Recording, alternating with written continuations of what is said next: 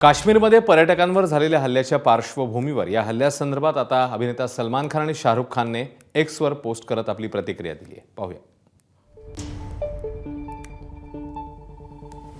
सलमान खान आपल्या पोस्टमध्ये म्हणतोय, काश्मीर पृथ्वीवरील स्वर्ग नरकात बदलतोय.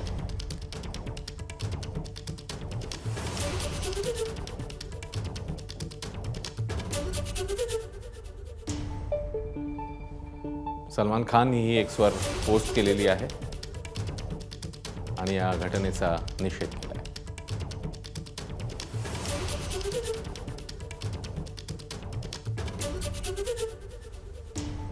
निष्पाप लोकांना टार्गेट केलं जातंय.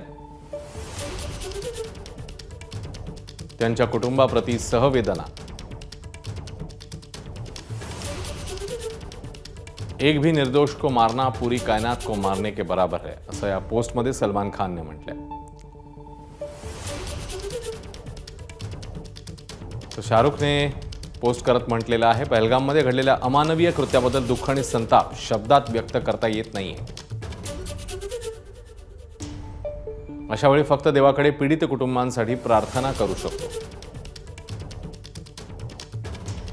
मी माझ्या तीव्र संवेदना व्यक्त करतो.